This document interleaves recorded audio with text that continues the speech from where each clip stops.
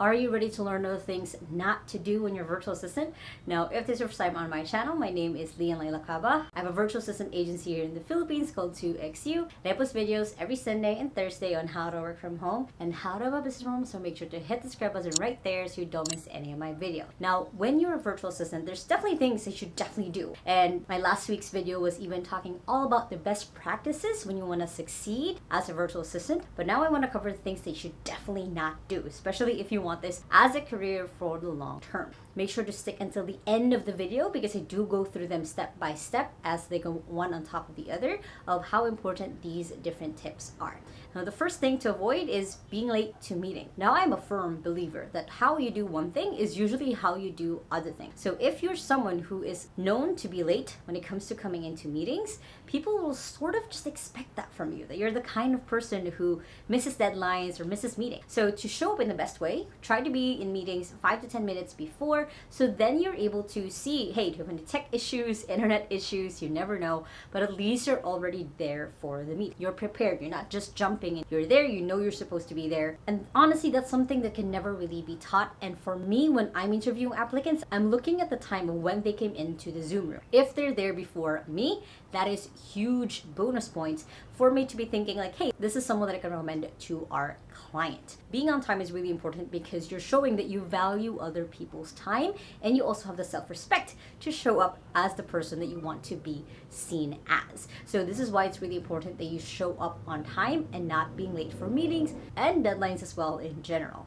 2 is forgetting to prioritize. There's so many tools out there that you can use right now on how to prioritize your tasks. I have YouTube videos on this channel on how to prioritize tasks, but essentially as a virtual assistant, as someone who works from home and where your client just trusts that you're able to get the work done, if you forget to prioritize, that is on you. If you have no idea what the priorities are and you really have like just no context, ask your boss. Again, it's your responsibility to know what are the things to do first, to do in between things, and what to do last, or to even throw away and actually have to think about again. So as much as possible, try to prioritize what are the at least 5 things you need to get done in a day. So then you have that as a way to start your momentum to keep going throughout the day, keep yourself productive, and not having to just procrastinate and not know what to do next. So as much as possible, try to prioritize. If you don't know what the priorities are, ask your boss.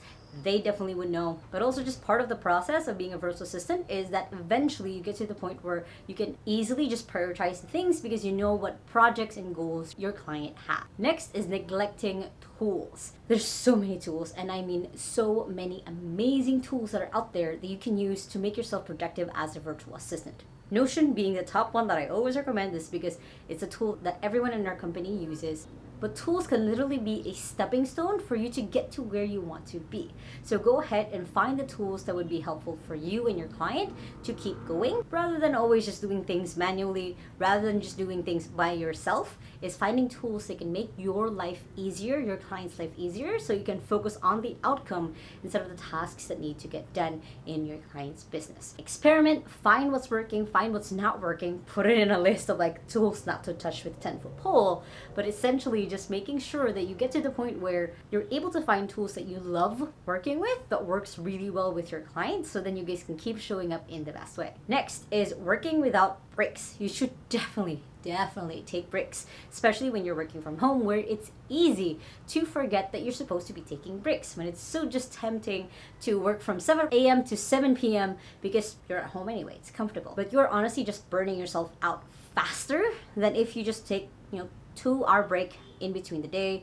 Could be that you're taking 30 minutes break in between tasks or in between meetings, because again, it's making sure that you are working on this career long term. If you do that where you're not taking breaks, you're again burning yourself out to the point where you're going to get sick of this job, you're going to be mad getting back to work, or getting anxious every time you open your laptop because you have not put in the boundaries for yourself to take a break. So again, make sure that you put somewhere in your day at least 2 to 3 breaks as you go through. Don't work straight. Give yourself a breather as much as you can so you can keep going. Next is working with all notifications switched on. Now, on my phone, on my iPad, on my laptop, I have a few notifications that I have picked that will ping me. This way, I have control on what comes to my attention. The thing about notifications is that as soon as it pops up, we think like, oh, this is something I should look at. And then the next notification pops, oh, I need to look at this, I need to look at that. So you want to minimize distractions as much as you can. You can use focus tools so then only some notifications are turned on for a certain period of time. You can use different ways of maybe just having your phone far away from you when you're working.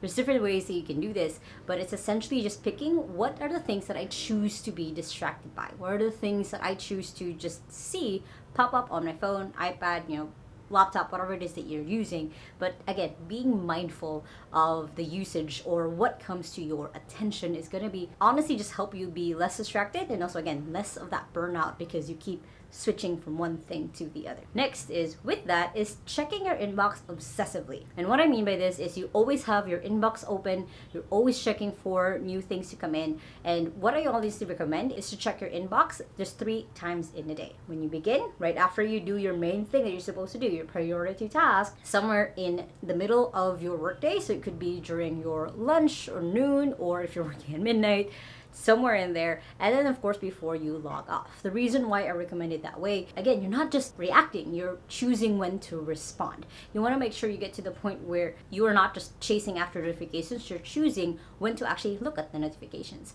So scheduling when to check your inbox, your messages is going to be helpful for you to make sure that you get the right work done and not just again reacting, you are choosing to respond. Speaking of inbox, the next mistake that I usually see a lot of people make is logging off with a messy inbox. Now, I'm guilty with this from time to time. When I log off and I see 57 emails, I just leave it there because I'm tired, I'm exhausted. I just want to log off of work and I'm done for the day.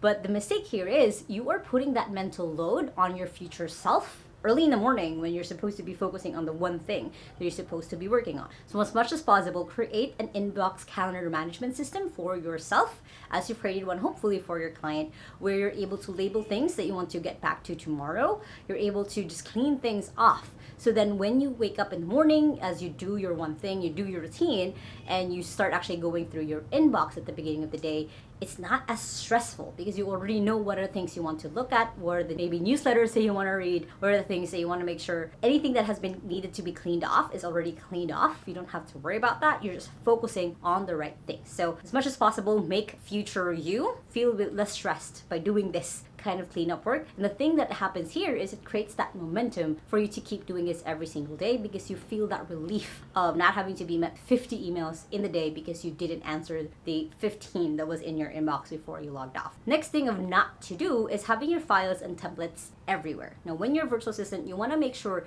that you're organized as much as possible so it's easy for you to grab things on the go. So organizing things could be creating databases on Notion on where to find certain things, where you just have links. It's organizing files on Google Drive so people know where to go when they're looking for things and they don't have to bug you. It could also be generating those templates that will be easy for you to copy and paste later so you don't have to recreate templates every single time, and having them again organized in a way where it's easy for you and others to be able to find. So having this system again just makes it easier for future you who's a little bit more stressed, future you who's probably a little bit burnt out just because they haven't been on the tips that I've just said in the earlier part of this videos.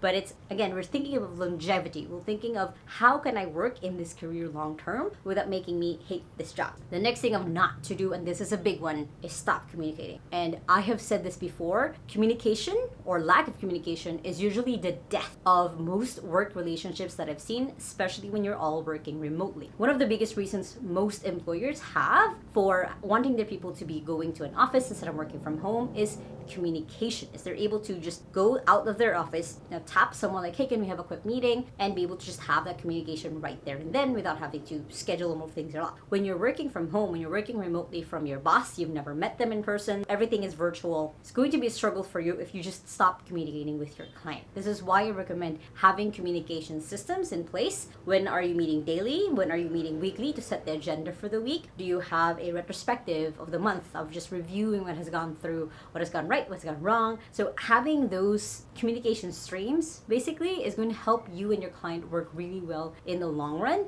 because you have a way to sync to make sure that you guys are on the right track and to move forward without having a lot of confusion in between. Now, the last thing of something you should definitely not do as a virtual assistant is forgetting yourself. So one of the things that I always get asked a lot is, how do you do a life-work balance when you're working from home? Because everything is kind of a little bit blurry. And one thing that I've always said is, honestly, life-work balance doesn't exist because your work is part of your life. So it's up to you to put in routines, to put in habits, to put in systems to make that easy for yourself, whatever that might look like for you. So when it comes to forgetting yourself, you've forgotten how to take care of this person who's doing the work, who's showing up for the work to be able to have a life. You're forgetting to take care. Again, you're not taking breaks. You're not organizing things. Easy for you to find things. You're giving yourself additional stress. You're not using the right tools. You're not cleaning up your inbox. You're not eating when you're supposed to be eating. You're not taking a break. You're not going to sleep early. You're not moving somewhere. You're not physically moving or like going out for a walk or working out as much as you can. When you forget yourself, when you forget to take care of the person, again, who's showing up for yourself and your boss and the people that you work with, you're going to slowly just, again, either hate the job that you're doing or want out because you just feel it's not for you, when really the root problem is yourself. You just forgotten how to take care of yourself. So make time for your hobbies, make time for your habits,